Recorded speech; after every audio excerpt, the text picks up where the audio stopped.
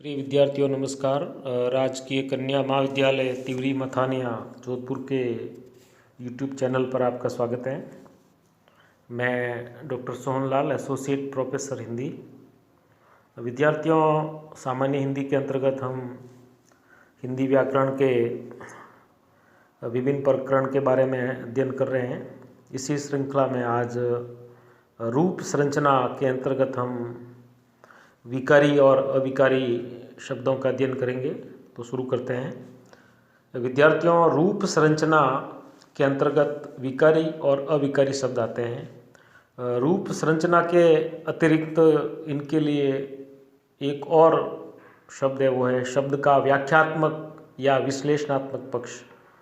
तो अगर आपको रूप संरचना के अंतर्गत जिन शब्दों या पदों का पूछते हैं तो आप रूप संरचना के अंतर्गत विकारी और अविकारी शब्द लिखोगे, और शब्द का व्याख्यात्मक या विश्लेषणात्मक पक्ष के बारे में अगर पूछा जाता है तो उसमें भी विकारी अविकारी शब्द आएंगे। तो शुरू करते हैं। सबसे पहले हम विकारी शब्दों के बारे में। विकारी शब्द ऐसे शब्द जो लिंग, वचन, पुरुष, कारक, काल आदि के अनुसार अपना स्वरूप बदल लेते हैं, विकारी शब्द कहलाते हैं। विकारी का अर्थ है परिवर्तन युक्त। विकार का अर्थ होता है कि बदलाव आ जाना। हिंदी व्याकरण में संज्ञा, सर्वनाम, विशेषण और क्रिया, ये चार शब्द है विकारी है। इनको पद भी कहते हैं, यानी विकारी शब्द या विकारी पद भी कह सकते हैं। तो विकारी शब्द वे हुए जिनके रूप लिंग, वचन, पुरुष, कारक, काल आदि के अनुसार बदल जाते हैं। इनका स्वरूप जिनके कारण बदलता है उन कारणों को विकारक कहते हैं। इनका स्वरूप जिनके कारण इनमें विकार आता है उन्हें विकारक कहते हैं। तो विकार का अर्थ हो गया विकार उत्पन्न करने वाले। इनका स्वरूप है वो विकारकों के अनुसार बदल जाता है, और विकारकों के अंतर्गत लिंग, वचन, पुरुष, कारक, काल, वाच्य आदि आते हैं। तो जिन के कारण संज्ञा, सर्वनाम, विशेषण या क्रिया के रूप में परिवर्तन होता है उनको ही विकारक कहते हैं। और विकारकों में लिंग, वचन, पुरुष, कारक, काल और वाच्य आते हैं। यानी कि संज्ञा के शब्दों में उसके रूपों में जो परिवर्तन आएगा वो लिंग के कारण आएगा, या वचन के कारण आएगा, या काल के कारण आएगा। उसी प्रकार सर्वनाम है तो सर्वनाम के अंतर्गत है वो वचन और कारक के अनुसार परिवर्तन आएगा। तो हम एक एक पद का विकार कैसे आता है इनके बारे में हम अध्ययन करते हैं। तो सबसे पहले हम देखते हैं संज्ञा। संज्ञा के विकारक वो है लिंग, वचन और कारक। अब उदाहरण को लेकर के हम देखते हैं। जैसे एक शब्द दिया हुआ है उदाहरण में घोड़ा। घोड़ा है वो जातिवाचक संज्ञा शब्द है, और लिंग के अनुसार इसका जो परिवर्तन होगा वो होगा घोड़ी। तो घोड़ा शब्द है वो जातिवाचक संज्ञा, और यहाँ वो पुल्लिंग है घोड़ा, तो इसका स्त्रीलिंग रूप होगा वो होगा घोड़ी। और वचन के अनुसार देखें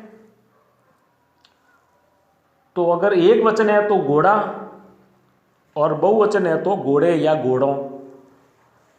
अब देखते हैं कारक के अनुसार विकार।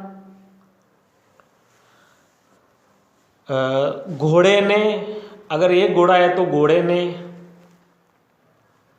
और बहुत सारे घोड़े हैं तो घोड़ों को या घोड़े को भी हो सकता है। तो ये ने, को, ने का को हो गया। तो इस प्रकार ने और को है वो कारक चिन्ह है। तो इस प्रकार संज्ञा में जो विकार आए हैं उसके जो विकारक तत्व वो हैं लिंग, वचन और कारक। यानी कि संज्ञा में विकार आने का जो कारक है वो है, जो कारण है वो है लिंग, वचन और कारक। उसी प्रकार जैसे बालक एक वचन पुरुष, अगर इसका हम बहुवचन या स्त्रीलिंग रूप बदलेंगे तो बालिका, और वचन में बालक का बालकों, बालिका का बालिकाओं, इस प्रकार इनके रूप लिंग और वचन के अनुसार बदल जाते हैं। अब इसी शब्द को हम कारक के अनुसार देखते हैं। तो बालक ने, बालकों को, तो ने, को, ये जो रूप है वो कारक के जो चिन्ह है वो बदल जाते हैं। इसी प्रकार सर्वनाम के विकारक तत्वों में देखते हैं, उसमें वचन और कारक आते हैं, यानी कि सर्वनाम में जो रूप परिवर्तन होता है वो वचन और कारक के अनुसार होता है। जैसे एक वचन का उदाहरण दिया हुआ है वह, तो वह का बहुवचन हो जाएगा वे, और कारक का रूपांतरण जैसे दिया हुआ है वह, तो वह का उसने, उसको, उसके द्वारा, ये इसके कारक के रूप बदल जाएंगे। और सर्वनामों का संबंध कारक के रूप है वो लिंग के अनुसार बदलता है। जैसे जिसका, जिसकी, अपना, अपनी, एक छोटा सा पद भी दिया हुआ है कि जैसा करोगे वैसा भरोगे, जिसकी लाठी उसकी भैंस, तो जिसकी, उसकी, जैसा, वैसा, ये जो कारकीय रूप है वो लिंग के अनुसार है, वो पद में बदल जाते हैं। तो इस प्रकार विद्यार्थियों आज हमने हिंदी, सामान्य हिंदी के अंतर्गत रूप संरचना के अंतर्गत विकारी शब्दों का परिचय प्राप्त किया। उसमें विकारी शब्द का अर्थ, विकारी शब्द का अर्थ हो गया विकार, जिन शब्दों में विकार हो जाता है उन शब्दों को हम विकारी शब्द कहते हैं। और ये विकार क्यों होते हैं, किन कारणों से होते हैं, उनको हम विकार कहते हैं। जैसे इसकी परिभाषा है कि ऐसे शब्द जो लिंग, वचन, पुरुष, कारक या काल के अनुसार बदल जाते हैं, जिनका स्वरूप बदल जाता है, वो विकारी शब्द होते हैं।